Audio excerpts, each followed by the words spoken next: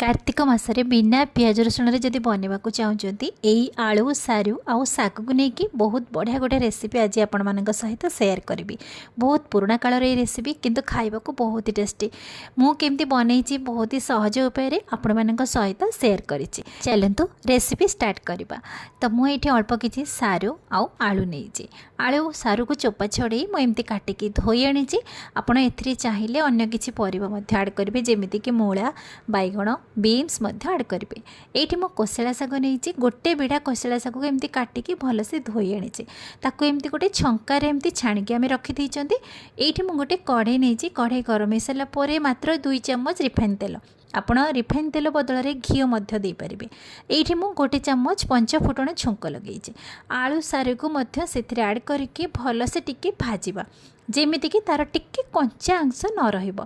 तो सारू जेहेतु टिके लालुआ रही थाए तो सेथिपई सारू टिके लालुआ सुखिला पर्यंत आम ताको टिके हल्का भाजवा। ता मध्यरे एठी अल्प किछि हळदी गुंड अल्प किछि लंका गुंड गोटे टमाटो को एमती काटिकी मु नेइछि अल्प किछि स्वाद अनुसार लूण सब जिनस को भलसे मिसेकी मात्र 2 ରୁ 3 मिनिट पर्यंत ताको आमे हल्का भाजवा। गोटे गोटे सारू पाटी कुंडे होता है तो से आपड़ टिके हल्का भाजी देबे सुखिला है पर्यंत देखिए सारूर लालुआ अंश भी रही आ पाटी कुंडे हेबनी।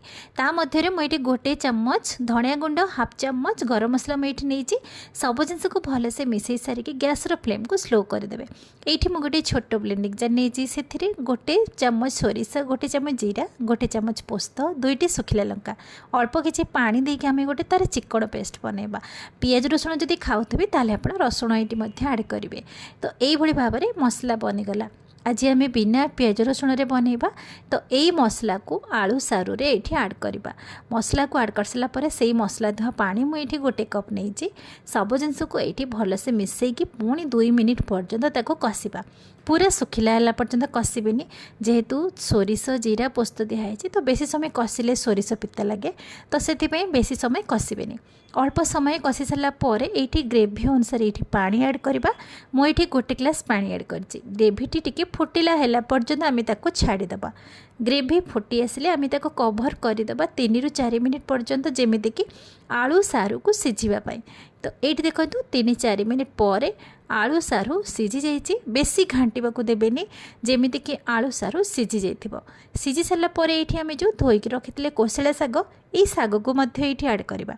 शाग को ऐड कर सारापर भलसे मिसई नवा। ये आपड़ जदि ग्रेवी अधिक रखा चाहते पानी आउ टिके ऐड करेंगे जदि सुखिला रखा चाहते पानी कम ऐड करेंगे।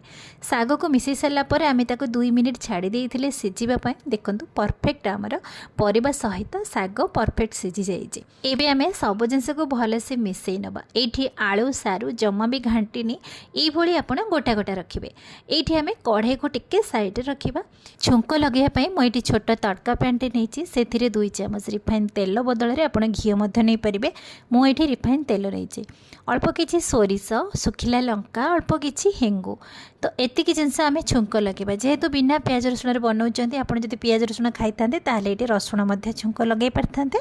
ए भृसंग पत्र ऐड करेंगे। यही छुंक को एबे आम साग तरकारी रे छुंक दे सारापर ताको संगे संगे कभर करे जेहेतु छुंक दिखाऊे ना तो से छुंकर जी बास्नाटा आमर यही तरकारी रे रहिबा दरकार। तो ये आम सब जिनस को भलसे मिसईदबा बनीगले आमर आलू सारू सागर झोल। तो यही रेसिपी ना बहुत पुराना रेसिपी किंतु खाइबा को बहुत ही टेस्टी आउ हेल्दी होता है। एबे गैस फ्लेम को बंद करवा आ गरम गरम सर्व करेंगे भात रोटी सहित आप एंजॉय करेंगे।